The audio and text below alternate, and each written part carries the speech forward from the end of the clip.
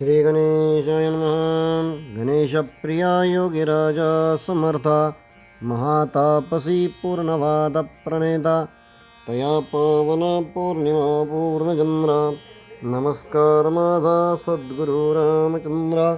शांताकारं भुजगशयनं पद्मनाभो सुरेशं विश्वाधारं गगनसदृशं मेघवर्णो शुभंगं लक्ष्मीकान्तं कमलनयनं योगविर्ध्यानगम्यो वंदे विष्णुं भवहरं सर्वलोकैकनाथं. श्री अधिक मास महात्म्य अध्याय 7. नमस्कार माझा गणेशासी, विद्यादेवी सरस्वतीसी, पूज्य गुरुजनांसी, श्रीरामचंद्रांसी, तव चरणकमलासी मन माझे रमोयसी. कृपा मजवरी करीसी, पुरी करी मनोकामना. तव कृपेचे बोल भारी, कृपा करी दिनावरी. मनोकामना पुरी करे, ग्रंथ पुरा करण्यासी. आता मागच्या अध्यायामध्ये आपण बघितलं की कशाप्रकारे भगवान श्री हरिविष्णूंनी माता लक्ष्मीला दीपपूजनाचं महत्त्व सांगितलं. आणि हे सर्व पूजनाचं महत्त्व सांगत असताना भगवंतांनी त्यांना हे सांगितलं की या जगामध्ये, या सृष्टीमध्ये जसे भक्त आहेत, म्हणजे जसे आस्तिक आहेत, तसे अभक्तही आहेत आणि तसे नास्तिकही आहेत. आपल्याला माहिती आहे, रात्र आहे म्हणून दिवसाला मान आहे, त्याचप्रमाणे अभक्त आहे, नास्तिक आहे म्हणून भक्तांना मान आहे. आणि अभक्त जे असतात ते भक्तांना त्रास देत असतात. आणि यात काही नाही, ते भक्त जे असतात ते मात्र समाधानी असतात. ती ईश्वरी इच्छा म्हणून ते त्याकडे दुर्लक्ष करतात. पण त्यांचा आजचा काळ जरी सुकर असला, म्हणजे कोणाचा, अभक्तांचा, आज जरी त्यांना गोड वाटत असलं तरी याचं कुठे ना कुठे त्यांचं गोळाबेरीज होत राहते वरते. आणि शेवटी त्याला त्याचे फळं हे भोगावेच लागतात. आणि तशी काहीशी कथा आता भगवान श्री हरी विष्णू मातेला सांगण्यास त्यांनी सुरुवात केली. की ते काय सांगतात आहे की प्राचीन काळी मधुवन नावाचं एक वन होतं आणि त्या वनामध्ये शांकली नावाचा एक साम्यवेदी ब्राह्मण राहत होता. आपल्याला माहिती आहे की वेदामध्ये हे 3 प्रकार विशेषतः आपल्याला पाहायला मिळतात. ऋग्वेदी, यजुर्वेदी, यजुर्वेदामध्ये पुन्हा कृष्ण यजुर्वेदी आणि शुक्ल यजुर्वेदी आणि त्याच्यामध्ये साम्यवेदी, असा हा ब्राह्मण तिथे राहत होता. या ब्राह्मणाला 2 पत्न्या होत्या. थोरलीचं नाव होतं सुशीला आणि धाकटीचं नाव होतं विमला.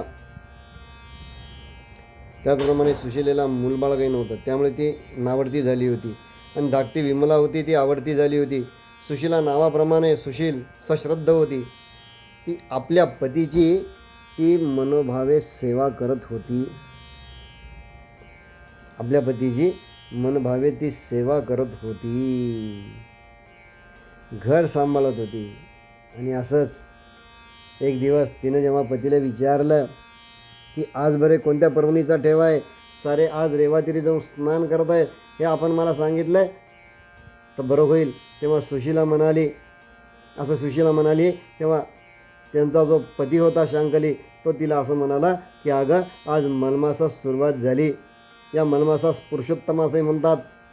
आणि विशेष करून या मलमासामध्ये नदीतीरी जावं, स्नान करावं, अशा प्रकारचे व्रत आचरावं. सुशीले, तू हे व्रत कर अशी माझी तुला आज्ञा आहे.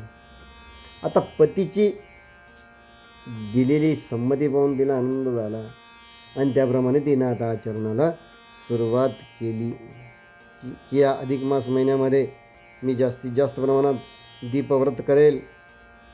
आणि मग सुशीलेने सुरुवात केली की नदी स्नान आणि दीपस्नान. की प्रातःकाळी उठून ती नदीवरती जात, नदीवरती स्नान करत, त्यानंतर ती घरी येत. घरी आले की तेवढी जी जागा, ज्या जागेवरती दीप लावायचा ती स्वच्छ झाडून पुसून ती घेत. त्यावरती एखादा चौरंग अथवा एखादा पाट ती टाकत, त्यावरती एखादा वस्त्र, त्यावरती एखादी धान्याची रास करून ती त्यावरती दिवा लावत. आणि कारण का, तर पतीनं सांगितलं की अधिक मास आलेला आहे म्हणून. आणि ती नित्यनियमाने बिचारी ती तिथे दिवा लावत, विधिवत त्याची पूजा करत, ब्राह्मणांना पाचारण केलं, दक्षिणा दान धर्म ती करत. पण आता हे सर्व करत असताना तिची जी सवत होती, जिचं नाव विमला होतं, त्यास हे बघवलं नाही. बघवलं नाही. मी आत्ताच सांगितलं की जशा प्रकारचे हे भक्त वागत असतात, अभक्तांना काही बघवत नाही. मग ते मध्ये काहीतरी खोट आणण्याचा प्रयत्न करतात. त्याचप्रमाणे विमलेने सुद्धा आता खोट आणण्यास सुरुवात केलेली. तिने काय केलं, तो दिवा जो होता तो तोंडानं फुंकून मारून टाकला. त्या दिव्यातील जे तूप होतं ते फेकून दिलं. ताम्रपात्रातील जे पाणी होतं ते फेकून दिलं. तरीही सुशिलेच्या हे लक्षात आलेलं असतानासुद्धा ती कोणाजवळ तिनं ती वदली नाही किंवा हिची चाडी तिनं केली नाही, कोणाला सांगितलं नाही. महिनाभर चालू होतं. सुशिला बिचारी मुकाटपणे हे सगळं सहन करत होतं. तिच्या उद्यापनाचा दिवस उजाडला आणि इकडे विमलेचा मात्र विपरीत परिणाम चालू झाला. म्हणतात ना, खरा भक्त जो असतो तो एकच मनात आणत असतो किंवा जशी ईश्वरी इच्छा असेल, जशी श्रीहरीची इच्छा असेल तसं होईल. पण मग इकडं काय झालं, विमलेची तिन्ही पुत्र एकामागे एक मृत्यू पावले. आणि असं म्हणतात की माणसाच्या जीवनामध्ये जेव्हा केव्हा अघटित घडतं तेव्हा त्याला सगळ्यात पहिले काय आठवतो, तो आठवतो देव आणि तो आठवतो त्यानं केलेले पाप. बघा तुम्ही, आपल्याही प्राय जीवनामध्ये आपण जीवन जगत असताना या गोष्टी घडत असतात. आणि मग तिला हे सगळं आठवलं. तिला असं समजलं की आपल्या हातून एक मोठी क्षमा झाली, अपराध आपल्याकडे झाला आणि म्हणून विमलेला त्या अपराधांची क्षमा तिने देवाजवळ मागितली आणि तळमळ तिच्या मनामध्ये राहिली. काही दिवसांनी ती मृत्युमुखी पावली. यमनगरीत ती आली. पुन्हा एकदा चित्रगुप्तांनी तिचा पापपुण्याचा पाढा वाचून दाखवला. आणि मग तो वाचल्यानंतर यमाने काय केलं की तिला दारुण अशा नरकामध्ये किती वर्ष, 36 वर्ष भोगण्यासाठी तिने ठेवून दिली. की विमलेच्या नशिबी हे भोग होते, त्यातनं तिची सुटका झाली नाही. पण सुशिलेनं जे गोडे दानधर्म पुण्य केलं त्या पुण्याच्या परिणामातून काय झालं, ही मृत्यू पावल्यानंतर एक विमान तिथे आलं आणि हिचा देह त्या विमानात घेऊन वैकुंठाला प्रयाण केलं.